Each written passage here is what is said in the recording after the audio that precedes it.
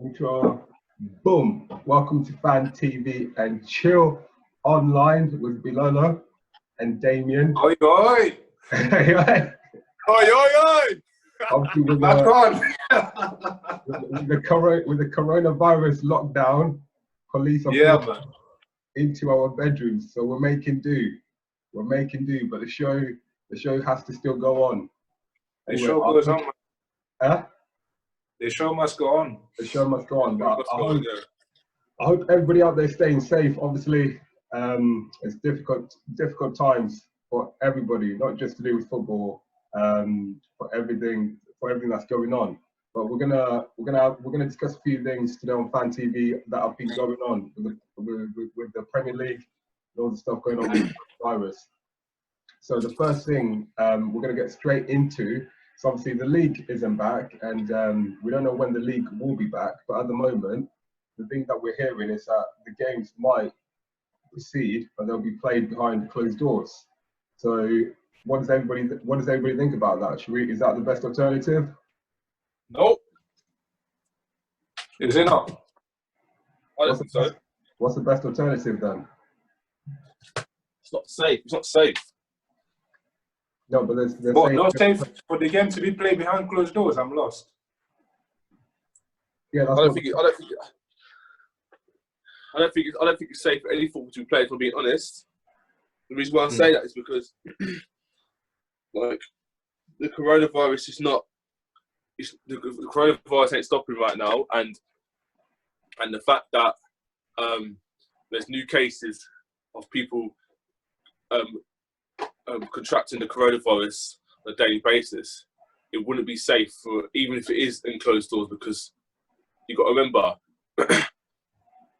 footballers are going to be going, and not like you, I think I remember you say something, footballers will be going, obviously, key workers that will be working in regards to health-wise at the stadiums, they'll be there, and then they'll be going back to their family, who they could have key workers in their family members that are then going out and working with the population. So it still make no difference. You're still interacting, even may it be third party, you're still kind of interacting with. That's why I personally don't feel like it would make a difference. There's just too many. There's too much intertwine of people for it to work. That's just my personal opinion. I think that's legit, 100%. But was it not more so like when things settle down, that will be the go-to approach, as opposed to. But it doesn't settle down though yet. Yeah, no, not now. Like now it makes no sense. I'm thinking like probably like when they're quite happy with, like how the virus is progressing. Yeah. Then it's probably like, I think the most sensible way to go about it will be, okay, let's just end the league, but we're gonna go with no fans. I think, but at the right time. It's about timing more than anything. Because now it'll be a bit mad, and it makes no sense because you don't want to bring the virus back around again. So. Realistically, in my opinion, I don't think the league is going to be back this month, and at the rate, it's not going to be back next month. So it might be even 2 months further down the line that it's back. Yeah. We're looking at, I don't know, but we're looking at maybe like July, June, July, maybe July, September, man, to be honest. I think that kind of time. Round about there. But anyway, other topics which have been going on are certain clubs. Well, all the Premier League clubs have been discussing how they're going to obviously treat their players in terms of payment, and obviously in terms of their staff as well. And obviously the biggest news that's come out so far has been obviously Liverpool choosing to furlong some of the clubs on the government scheme, and then after they got heavily criticised by even previous players such as Jamie Carragher, they did a U-turn. So what do you lot think? Well, I'll start with you, Bilalo, because you're a Liverpool fan. What do you think about that decision in the first place? Yeah, I mean, it's like the initial decision to go and say, okay, they're going to put their stuff on furlough, wherever the word is. I mean, they're a big club. They generate enough income. You wouldn't, you know, like if all the other top clubs aren't doing it, why are they? So, but like, I'm not for it. Of course not. But I guess, but and again, I don't really focus on politics of the club that much. Like, to be honest with you. But I enjoy the game side of it. These men are business people at the end of the day, and sometimes business people can be a little bit ruthless and look at the books and forget about everything else. But we still know the right thing to do, which they've kind of reversed it and they've seen sense. So that shows they had the ability to do it. And so what, Willis? Willis, have you been following it? Because what was their reasoning behind doing it? Obviously, they had to have had a reason. What the initial reason? Yes. What was the reason for them? They had to have had an initial reason as to why they wanted to go ahead with that. Because I haven't been following it either. Is to save money. Okay. Because all that's happened is that they've been. Me personally, I don't believe Liverpool made the U-turn by themselves. They got criticised by their fans and they got criticised by previous players, which made them make a U-turn. Yeah, I didn't really follow it like in great detail. All I heard one time is that they're doing this. I don't really know what the reasons were, and then they're doing a U-turn. Yeah, but did Tottenham do the same thing?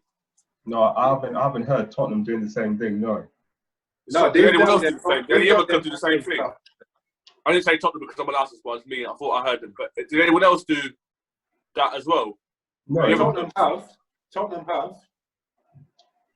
What, Tottenham put their staff on furlough leave? Yeah. That's what I thought I heard too. Yeah. Well, it's a difficult one. Me personally, I don't believe they should be putting their staff on that kind of leave. But then again, on another side, me personally, I work for a company which makes over £1 billion in revenue per year. Yet they're putting us on a government scheme. So what's the difference between my company and a football club? My company and a football club are worth similar amounts of money. So this is it.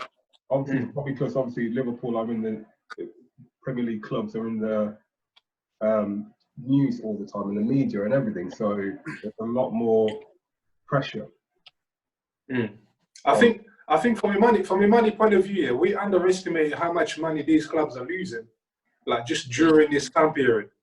And that's one thing that we don't know, but definitely there's a huge amount of like outgoings at the minute. So, it's easy for us to assume. Obviously, they make a lot of money. We know that. Everyone is judging it on because the population would know have an idea of what the players are getting. So they just judge it on that. So that's why they're just jumping on it. Oh, the players are getting all this. So why? That's why they're judging it. They're judging the club as the same. But like you just said, I agree with what you're saying. Like people, they're out the amount of money that these clubs are losing. Yeah, I know what you're saying. You got to think as a business. Obviously, these are situations that no one planned for. But like start of the season, they have their budget. They kind of know X amount is going in, X amount is going out, and then all of a sudden, the cash, the income is like pretty scrapped, and then you've only got your remaining outgoings, and you don't know how long it's gonna be for. So I think they will have reasons why they did it financially, innit? Obviously to protect the club. And if they've gone back, you'll be more on the thing of, peer pressure probably played into it. Again, if you're comparing, like, City have so much money. Liverpool, they're not poor, they're wealthy. But it's all subjective and we don't really have that much evidence. We don't know too much of the inside work. So hence it doesn't really affect me too much, I think, whatever. But at the same time, if they've gone back on it, fair play to them, innit? No, my personal opinion is that they should have just cut, whether it's 20% or 10%, they should have just cut the players' wages for those few months and just use that money to support the remainder of their staff. So they don't understand what player would not want to do that. But that's Has any Premier club cut the wages of any of the team? Yes, and the Southampton players have agreed to cut their wages in order for the rest of their players to be paid. So that's what they should have done initially. I mean, when you think about how much Premier League players, how much they earn at the end of the day, to cut some of their salary, I'm not saying it's right, and I'm not saying it's wrong, but if they're at the club and that's their club, they should be prepared to go a little bit of an extra mile. Considering the thing is, it's one of those. What I was saying to Pololo, it's easy for us as like general workers to say, "Oh yeah, the players should cut their rights to get how much they're getting paid. They should cut their wages." Any player, I'm trying to look at any football player right now is one tackle away from a career from that career ending. So regardless of how much money they're making and how much they've got stored, one tackle could end their career, and then what? This is it. We're not really best place to be. Like, yeah, again, like we 100% like on the back of what you're saying, David. Is like, go on. What I was also saying is, it's not just about the players and their careers. It's also about the club. Especially Premier League clubs will be more right when, say, you get down to League Two or even Conference. That even gets trickier because if players ain't taking pay cuts there, clubs like what's happening in Scotland, some of the clubs are like in quite a lot of financial difficulty, and that might be the end of them. Obviously, Premier League clubs are a bit different, but it's not just about the players; it's about the whole club. Like no player is bigger than the club, and in the business, but it's not that though, because what you gotta think is you're treating it. You have to treat it on an individual basis, because I read a little thing from Rooney how he was saying, yeah, players always like people always have this idea we get a lot of money, which they do. You know, we can't deny that. But then we forget about how much they get taxed as well. Yeah, and again we don't know what their living expenses are, X, Y, Z. So there's so many factors. Yeah, but again, you couldn't It's for the club to come to that agreement. It is not because someone has already got a contract, so you can never force it upon them and say take your pay cut. So it comes down to that player being okay with it. So you're talking about the whole squad, you know, from the person who earns X amount of money to the person who earns the least, and then all of a sudden you say, okay, everybody take a 30% pay cut. Curtis Jones is looking at you there thinking, but boss, I only take this amount. So there's, compared to, you know, like top earner or Van Dijk or whatever, it's a challenging conversation because, you know, it's easy for us to sit here and criticize these people and be like, yeah, you earn a lot. But at the end of the day, like Damien said, they have their lives, and it's when it comes to helping for a good cause, it's about the individual and their hearts and what they want to give. Rather, I don't really feel it's fair for them to be imposed, because there's, again, like the same argument they keep going on about, there's other wealthy individuals. You know, we suffer from it. We're not rich. It's always like the rich never get, you know, like they never have that. They're always a bit more protective, but now they're making football as a bit of a scapegoat. So this whole politics is a bit more complex. I don't really have an opinion on it. I think if you have a good heart, genuine, and you still want to do something decent, go ahead. I'll support you. But at the same time, if you have your reasons not to, I mean, it's your life. I'm not going to hold it against you either. I think that's basically just how I'm looking at it. Yeah, I know what you're saying, but everything, like, you say, for example, Liverpool players refuse to take a pay cut, yeah? Yeah, and then Liverpool continue paying their players at what they're paying them at, which Liverpool could probably do, it's not a problem. But then they're not going to earn the same revenue that they would have earned if those games carried on. So it's not just about the staff and the players. It could affect Liverpool's transfer budget for next season. There's different aspects of the club which it could affect. Yeah, but you know modern day players, that kind of loyalty of, you know, players can move just like that when it comes to money, and you know what I mean. There's not that much of an attachment with clubs, not for most of them anyway. So again, it comes down to the individual rather than that being forced because they have a contract, so they have their rights, but at the same time, I don't know. It's not an easy thing, basically. No, it's not. But like, yeah, for teams lower down the leagues, they're gonna have to do that. Or teams are gonna suffer. So on that aspect, yeah, it is what it is. We'll have to wait. But yeah, you said about, obviously Rooney made that point where footballers were being scapegoated, and that's what they were doing. They were using footballers as scapegoats, which I don't understand why. There's plenty of other people who live in England who make a lot of money. Yeah, their name. So is it right for footballers to be made scapegoats? Yeah. What about politicians? They're the ones screaming. Do you know how much, of their own earnings as well as the earnings that we don't hear about? We've heard of scandals in the past before. So you know what I mean? It's an easy thing to do. It's an easy thing to do and just point fingers. But I'm not in their situation, so I'm fairly neutral. If they do something out of the goodness of their hearts, if not, I don't think they're bad human beings either. I don't really have an opinion on it.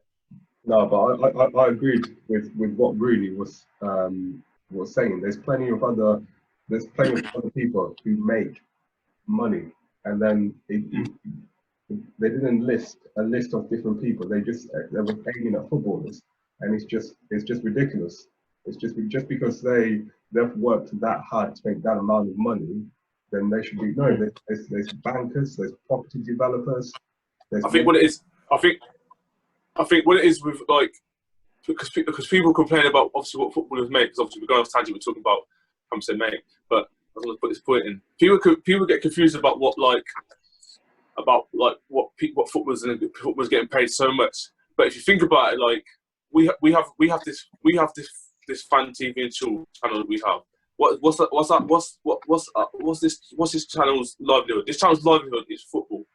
Our 3 clubs playing. Without our 3 clubs playing, this channel is kind of obsolete.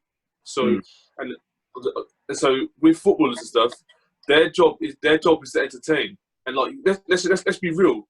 All 3 of us are all missing football, right? Like we're missing it badly. We're missing it bad. So and obviously, and that's what people forget. Like I'm sitting there. I was one time, like, I think it was it? I can't remember. Was it lockdown? It was like a couple of weeks. I think it was a week or so into when it wasn't lockdown, but the coronavirus was kind of live. And then I was finding myself waking up at 6 o'clock in the morning watching Australian football because I was missing football. Like, and that's what I was saying. Like, I 6 in the morning putting on BT Sport, like watching that. Yeah. But people get confused about, like, I know they get paid mad monies, but like they entertain people so much, and we're missing football so much that like people are like, right, when's football coming back? Oh, when's football coming back? When's football coming? That's how big and how big a scale football is. So obviously, I know they're getting paid over the odds, but they entertain you like practically 24/7. Like you get entertained. So yeah, I wanted to say that a bit about that. Still, yeah, no, I'm definitely on their side, innit? I think they have to. I'm not going to say that the man deserves to get paid when they get paid. I'm just saying people confused about what football actually does to the psyche of certain people. Like, yeah, but the pay thing is not their fault really, because on one end it's like, okay, how much are the okay, let's go. How much is Sky Sport taxing man to pay for TV? There's no free TV anymore for like people that don't have a decent earning to watch football. So all of a sudden they're raking it here, and okay, so now they pay footballers less money. That means they keep all the big piece of the pie. So you know what I mean. So it's not, you couldn't just, footballers are part of it, but there's other people that are the main cause and the main driver, because there's that much money in the game now, and footballers don't bring money. It's all these other corporations that bring money, and then it's only fair to say, yeah, we taking this much, we can afford to give you that much, because otherwise it's not an even. You know, people should be screaming. They should be screaming at, bruv, imagine there's no free football on TV no more. You know what I mean? That's it. Yeah. That's another conversation, isn't it? So, and then so, but in general, or now, just say like in England now, like apart from the odd FA games here and there. No, there's more freeview on TV than there is football. It's mad. You know, and people that on low income, how do they get to connect and watch the game and stuff like that? So then the money situation has got nothing to do with footballers. And on top of that, there's the thing about the statistic about how many people make it as footballers is some sort of crazy 0.0 something something something. So very slim.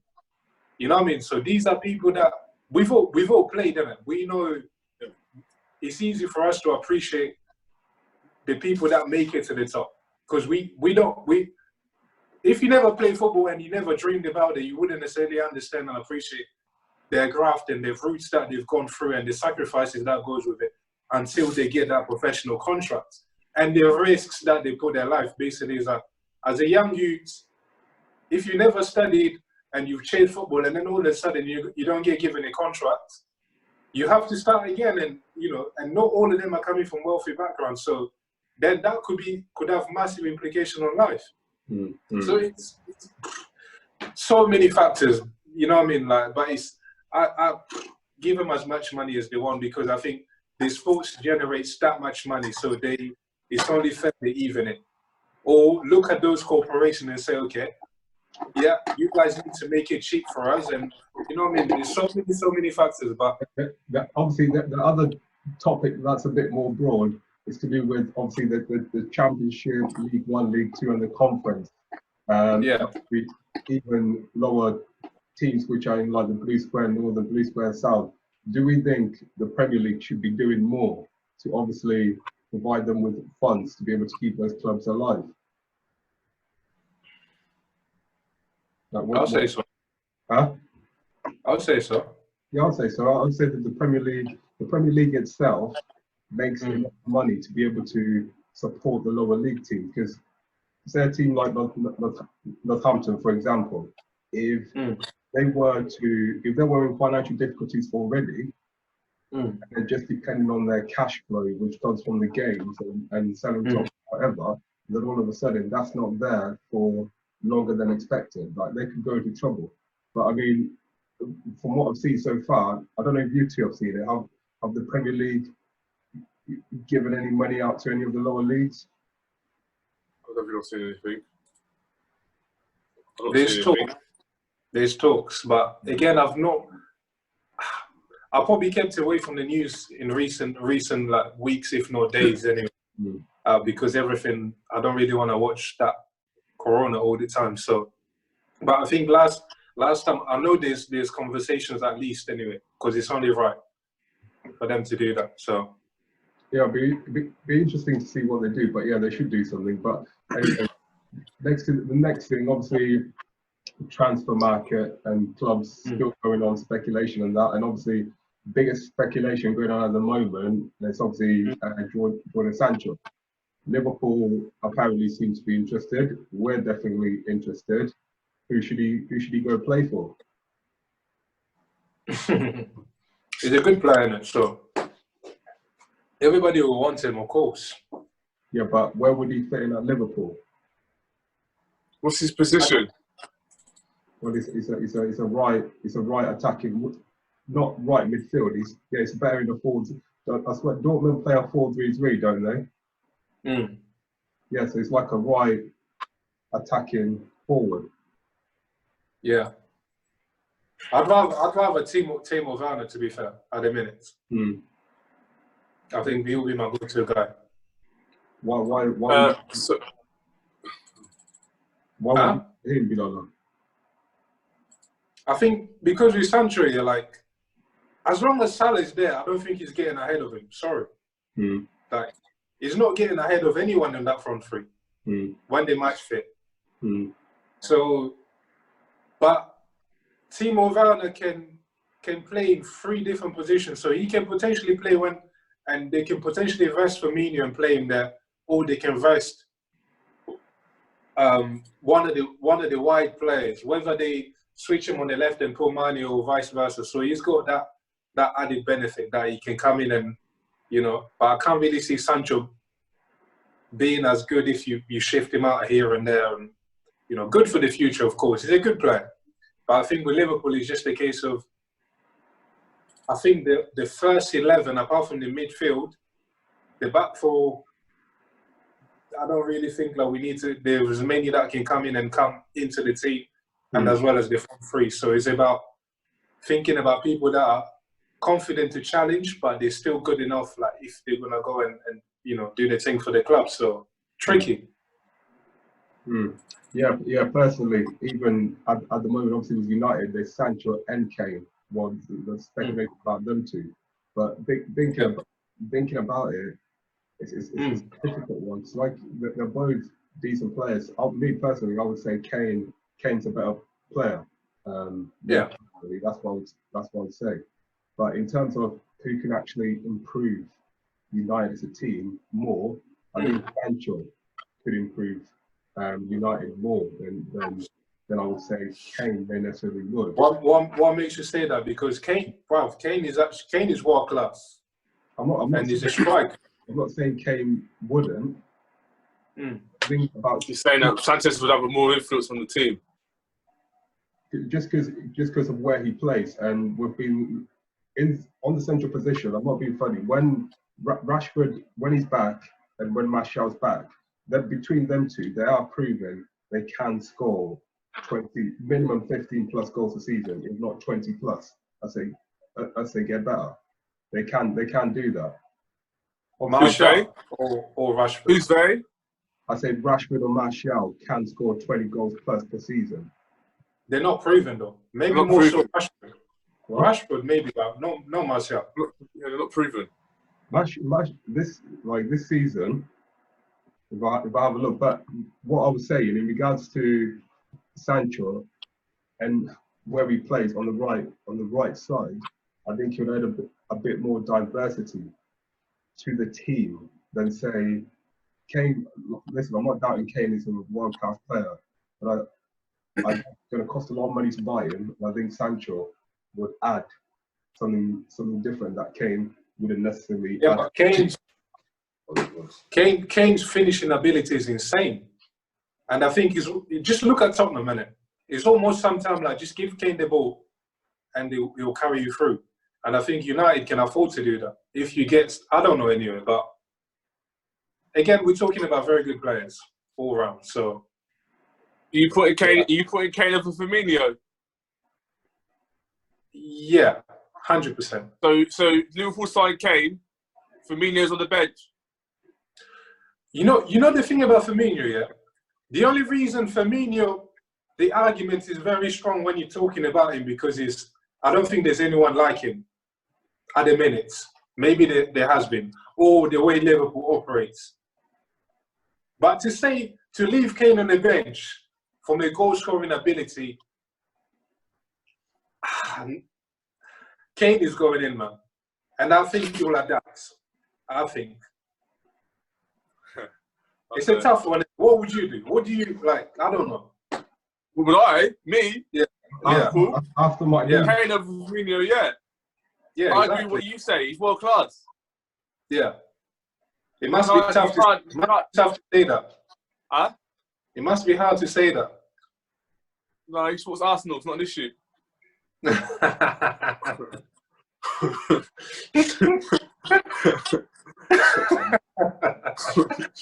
Yeah. What's going on with Arsenal and Aubameyang? Is he leaving or? Nah. You don't think he'll stay? No, I don't think he's leaving. I think he's the wrong side. He's the wrong side of 30. Yeah, but isn't that a better reason for him if a bigger team tried to come in for him? Isn't that bigger team? They have to pay. They have to pay. I don't feel as if anyone will pay. Yeah, when you say leaving, like if you're talking about moving upwards, where does he go? Yeah. Where does he go? No, but there's been speculation around. Is it Real Madrid and Inter Milan? Really? Madrid. So Inter Milan just have signed Lukaku. He's scoring goals. Why would they buy Aubameyang when Lukaku's younger? That makes no sense. Yeah, but then again, it's Inter Milan versus Arsenal, come on. So you personally think he's gonna sign another contract, stay at the club? I didn't say he's going to sign another contract, but he's not going to go. He's not going to go anywhere bigger. Like below just said. It'll be different. It'll be different. If something goes for me, I'll be more worried if there was more suitors, which I could see him being persuaded for, because I don't feel as if.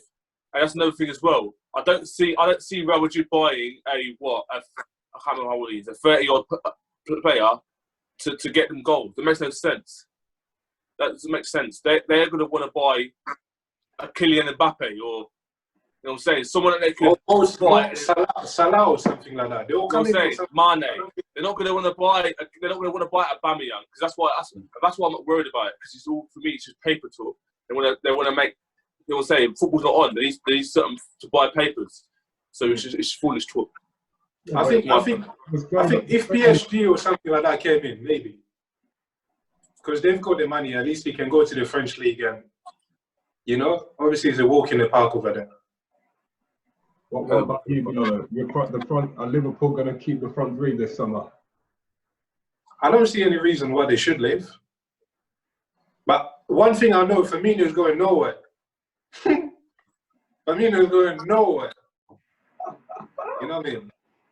Like, people are talking as if get rid of Firmino. People are talking get rid of Firmino now, so then you get Werner. So you get what? Werner? Yeah, not now. Nah, different players. No. Yeah, well, no, just cash in. Firmino is there for long. Firmino will play central midfield. What, Suarez and Coutinho were there for long, yeah? But obviously the club was different then, and we're functioning a lot more different. There's a lot more structure. And the only good thing about Gerrard is he's from Liverpool, so he never wanted to go to Chelsea, did he? He did want to go to Chelsea. He did want to go to Chelsea, but the Scouse Mafia made him stay. Yeah. Put it this way, yeah. Put it this way. When we lost, always say this. I would say something, but I don't want to say something because obviously on TV and that, so I'll allow it. Listen, when we lost Torres, yeah, I nearly cried. And we're here. We don't even talk about him no more. You know what I mean?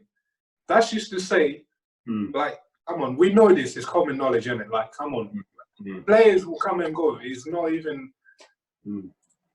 I'm sure there's players out there, and the good thing about Liverpool now, like the puzzles is already there. It's very easy for us to take someone out and slot another man. It's easy because the structure's there and the confidence and the team is there. So we're not really going to struggle to lose anyone, I don't think.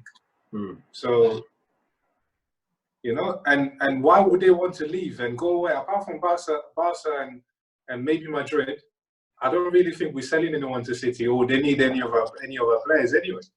So other than that, there's no one. True say. So anyway, obviously, as far as things stand, it looks like the league is going to be finished eventually. So obviously, by the looks of it, Liverpool will eventually, barring no more strange stuff happens. Liverpool. Now, Corona, COVID-20. Imagine. Then I just give up. COVID-20. If Liverpool ever try to win the league again, I'm gonna be prepared next time. You man are a bad curse. You're a bad omen. Even I was reading. What was I reading? There was a Gerrard sleep when Gerrard slipped over. There was the beach ball, the Suarez. You lot have had a few things go against you, and this was another one go against you. But you know what's mad? Yeah, do you remember when I must have sent you guys on WhatsApp, Bruce, you know the former Liverpool keeper, Bruce Gobler, whatever. When he was bantering, I don't know if he was bantering or being serious about what he had to do for the curse to be lifted. Oh yeah, remember that? Yeah. If that's got any truth in it, I mean, it's a bit suspicious. He said he lifted the curse.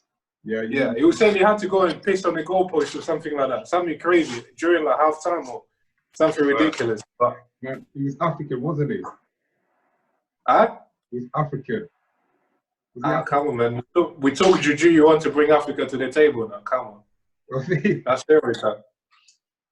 I don't know. American. I don't know. Anyway, final question, Bilal. Final question, Bilal. This goes out to you. Obviously, Liverpool have had many great captains, yeah? Yeah. Hendo, I think Hendo was captain last season, wasn't he? He's still the captain now, of course. I'm asking you, was he captain last season? Yeah, he's been captain since Gerrard left. Yeah. So if Hendo, he's managed to get the team to, he's delivered a Champions League. If he lifts up the Premier League, is he in contention to be one of Liverpool's greatest captains? Can he be compared to Steven Gerrard? What? I'm not talking about player for player. I'm talking about captain, team captain.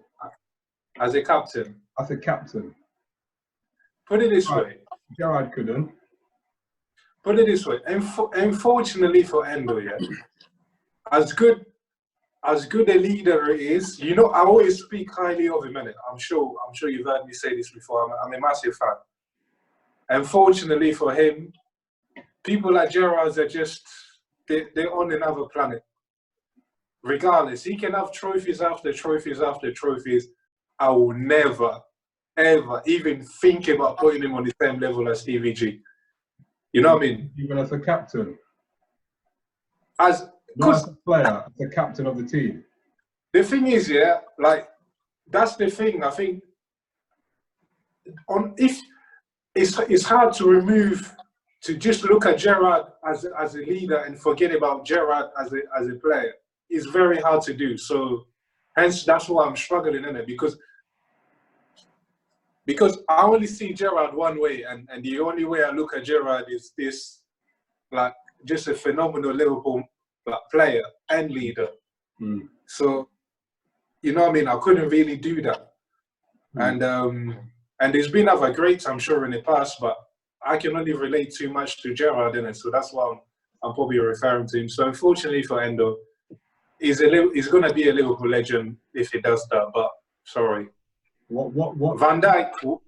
If Van Dijk took the captain armband, which I don't think Klopp will do because he's a loyal man, as long as Endo is there, and Van Dijk goes on to do a madness, and the team goes on to do greater things, he's got a better chance to be put up there with the likes of the Gerrards, just because of the overall influence of the team, I'd say. You don't think Hendo's so you're saying that you don't think Hendo's as overall, he's not as influential as somebody like Gerrard? Nah, nowhere near. Come on, nowhere near. Of course not. Okay, I'm just asking you, because even if, say, Liverpool go the next, this is just hypothetical. Liverpool go the next, say the next 5 seasons, Liverpool win 3 of those Premier Leagues, and Hendo is still captain. It's not that, because I can just say one commentary. I can just say Gerrard, and you already know what's going on. Because that guy it was mad. Gerrard is on a different level, man.